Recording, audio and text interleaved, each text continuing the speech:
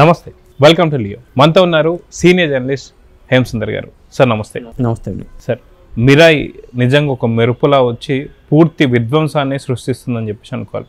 వాస్తవానికి చాలా కాలం తర్వాత తెలుగు సినిమా ఇండస్ట్రీ నుంచి నిజంగా సరైన హిట్స్ పెద్దగా లేవని చెప్పేసి మనకు అర్థమవుతుంది. ఈ మధ్యకాలంలో ఆగస్టు పూర్తిగా సంక్షోభంలో ఉంది, కాస్త ఇప్పుడు పూర్తిగా తెలుగు సినిమా ఇండస్ట్రీ సంక్షేమంలోకి వచ్చేసిందా అని చెప్పేసి అన్నట్టు అనిపిస్తుంది. సో ఒక పక్క మిరాయికి సంబంధించి ఓపెనింగ్స్ ఎలా ఉన్నాయి, ఇప్పుడు కలెక్షన్స్ ఎలా ఉన్నాయి, ఎంత వసూలు చేసింది అంటే ఏం చెప్తారు? జనరల్గా చెప్పాలంటేనండి, ఇప్పుడు గంటకి 20,000 టికెట్లు బుక్ అవుతున్నాయి జనరల్గా. అని ఫుల్స్ అయిపోయింది అనుకోండి, ఇవాళ రేపు ఫుల్స్ అయిపోయినాయి. నిన్న మార్నింగ్ చూసుకుంటే అంత స్పీడ్ లేదు. జనరల్గా 8 గంటల షో నుంచి మొదలైనా కానీ ఆ స్పీడ్ లేదు. ఇప్పుడైతే షో పడి టాక్ బయటకు వచ్చిందో, ఓవర్సీస్ మార్కెట్ టాక్ స్ప్రెడ్ అయిపోయిందో, అక్కడి నుంచి స్పీడ్ అందుకుందండి. ఆ స్పీడ్ ఒక ప్రవాహంలాగా దూసుకెళ్తుంది. అయితే ఫస్ట్ డే కలెక్షన్స్ పరంగా అయితే 20 కోట్లు గ్రాస్ అని చెప్తున్నారు ఫస్ట్ రికార్డు. అది 12 కోట్లు నెట్ అని చెప్తున్నారు. అంతకుముందు హనుమాన్ రికార్డు ఏంటంటే 8 కోట్ల నెట్ ఉంది. అంటే హనుమాన్ని బీట్అవుట్ చేసేసిందని చెప్పాల్సి వస్తుంది. అంటే తేజ సినిమాల్లో వాటన్నిటిలో కూడా ఇదే పెద్ద రికార్డు అని చెప్పాల్సి వస్తుంది. ఫస్ట్ తేజ రికార్డు తేజని బద్దలు కొట్టేశాడు. అది ఒకటి కన్ఫర్మ్ అండి. ఇక ఈ రోజు రేపు చూసుకుంటే, మరి వసూలు పరంగా చూసుకుంటే, ఈ రోజు రేపు కలెక్షన్స్ చూసుకుంటే నాకు తెలిసినంత వరకు 80 కోట్ల వరకు ఆదివారం వరకు 80 కోట్ల గ్రాస్ వసూలు చేయడానికి అవకాశం కనిపిస్తుంది. యావరేజ్ని 20 crores ఫస్ట్ డే అన్నారు కాబట్టి ఈరోజు రేపు ఎక్కువ ఉండే అవకాశం ఉంది. కాబట్టి దగ్గరగా 80 కోట్ల వరకు ఈ 3 రోజుల్లో కొలగొట్టే అవకాశం అయితే కనిపిస్తుంది. సో వాస్తవానికి సినిమాకి పెట్టిన బడ్జెట్ ఎంత? ఎందుకంటే చాలామంది ఏమనుకుంటున్నాడు, ఇది ఒక 200 కోట్లో లేకపోతే 300 కోట్లో పెట్టారేమో బడ్జెట్. ఎందుకంటే మనం చూస్తున్నప్పుడు కూడా ఆ విజువల్స్ కావచ్చు, విజువల్ వండర్ కావచ్చు, ఆ రేంజ్లోనే. వాస్తవానికి ఎంత బడ్జెట్ పెట్టారు, ఎవరెవరికి ఎంత పారితోషికం ఇచ్చారంటే ఏం చెప్తారు? నిజంగా అది కూడా మిరాకిలేనండి. ఈ సినిమా బడ్జెట్ చూసిన వాళ్ళు కూడా 200 నుంచి 300 కోట్ల బడ్జెట్ ఉంటుందేమో అనుకుంటారు. కానీ వాస్తవానికి అది కాదట. 60 నుంచి 70 కోట్ల వరకే బడ్జెట్ అయిందంటున్నారు. 60 నుంచి 70 కోట్లలో ఇంత క్వాలిటీ ఎలా తెచ్చారనేది అందరూ ఆశ్చర్యపోతున్నారు. ప్రధానంగా ఇక్కడ చెప్పుకోవాల్సింది ఏంటంటే, రెమ్యునరేషన్ పరంగానే ఎక్కువ ఖర్చు అవుతుంది. చాలా సినిమాలకి ఏంటంటే ఆ రెమ్యునరేషన్ పరంగా ఖర్చు పెట్టడం వల్ల గ్రాఫిక్స్ మీద డబ్బులు ఎక్కువ ఖర్చు పెట్టకుండా నాసిరకం గ్రాఫిక్స్ చేస్తున్నారు. హీరోలకి రెమ్యునరేషన్కి ఎక్కువ ఖర్చు పెట్టేసి, హీరోలకి ఆర్టిస్టులకి కోట్లు కుమ్మరించేసి నాసిరకం గ్రాఫిక్స్తో సినిమా జనం మీద కోలుతున్నారు. అందుకనే ఒక బ్యాడ్ టాక్ స్ప్రెడ్ అవుతుంది. ఇక్కడ అలా జరగల. ఇక్కడ రెమ్యునరేషన్ పరంగా అయిన ఖర్చు చాలా తక్కువగా చెప్తున్నారు. మిగతాదంతా గ్రాఫిక్స్ మీద పెట్టారు వాళ్ళు. అక్కడ ఎక్కువ ఖర్చు అయింది. ప్రధానంగా చెప్పుకోవాలంటే రెమ్యునరేషన్ పరంగా చెప్పాలంటే తేజ సజ్జాకి కేవలం 2 కోట్ల రూపాయలు ఇచ్చారంటండి ఈ సినిమాకి ఇచ్చిన రెమ్యునరేషన్. ఎందుకంటే హనుమాన్కి ముందు కమిట్ అయిన సినిమా అట. ఓకే. అందువల్ల తేజ సజ్జాకి 2 కోట్లు ఇచ్చారు. విలన్గా వేసిన మంచు మనోజ్కి 3 కోట్లు ఇచ్చారట. అక్కడే తెలిసిపోతుంది. ఇప్పుడు తేజ సజ్జా 15 కోట్లకు తీసుకుంటున్నాడు అనేది తెలిసిందే. అంటే ఈ సినిమాకి మాత్రం 2 కోట్లకు తీసుకున్నాడు అనేది మనకు వినిపిస్తున్నమాట. అసలు ఇంకో విధంగా చెప్పాలంటే ఈ హిట్ వేరే హీరోలకు దక్కాల్సిన హిట్ ఇది.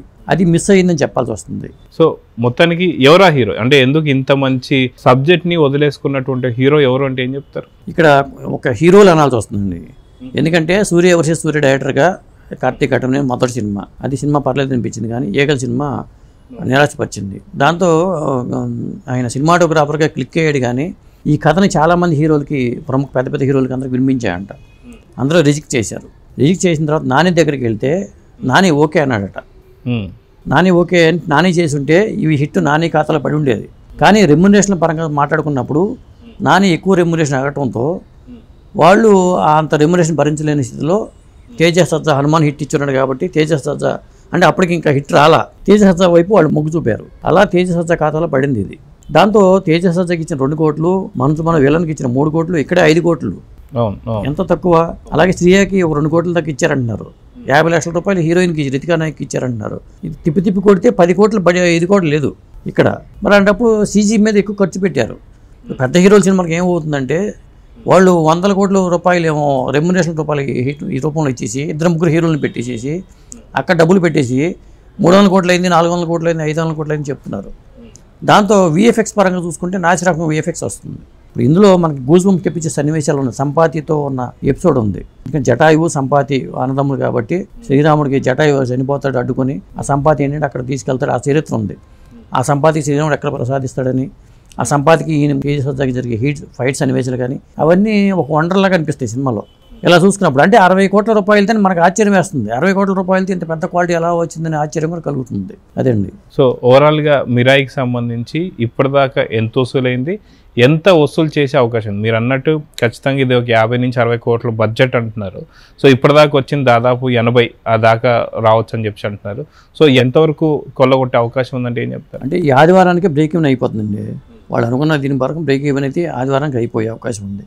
ఇక అదనంగా వచ్చిందంతా బెనిఫిట్సే, వీళ్ళకి ప్రాఫిటే.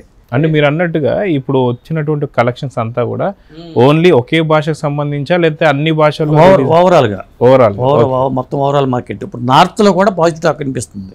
నార్త్లో పాజిటివ్ టాక్ వచ్చిందంటే సినిమా కలెక్షన్స్ రేంజ్ మారిపోద్ది. ఇప్పుడు కార్తికేయ కానీ ఇక్కడ చాలా రివ్యూల పరంగా చూసుకుంటే పుష్ప 2కి సినిమాకి ఇచ్చిన కొంతమంది ఇచ్చిన రివ్యూల పరంగా 2.75 ఇచ్చారు కొన్ని.